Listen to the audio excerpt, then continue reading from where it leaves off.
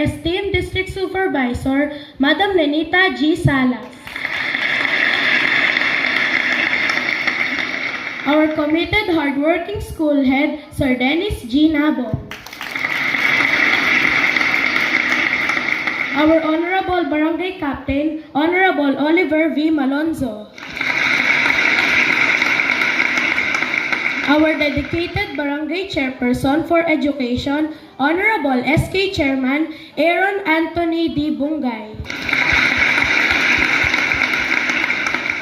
Our supportive SPT officers, inspiring teachers, proud families and loved ones, my fellow graduates or classmates, dear friends, ladies and gentlemen, warm greetings to everyone. It is my great privilege to warmly welcome you all to this memorable occasion, our graduation ceremony. Today is a moment of celebration and reflection as we gather to recognize the hard work, perseverance, and achievements of the graduating class.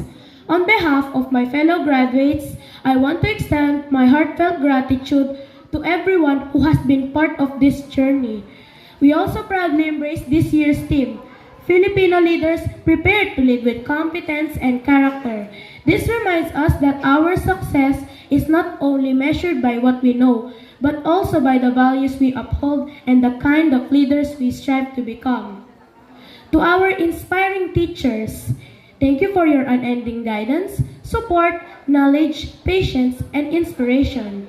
You have challenged us to grow and inspire us to reach beyond what we thought possible. To my proud families and loved ones, your constant support, encouragement, and love have been the foundation of our success. We are deeply grateful for your unending guidance, support, and inspiration. To my fellow graduates or classmates, thank you for the memories, the laughter, and the friendships. We have shared challenges and triumphs, and those experiences have shaped us forever. To the staff and everyone who made today possible, thank you for your dedication behind the scenes. As we celebrate these important milestones, may we carry forward the lessons we learned and continue striving for excellence toward the next chapter of our lives.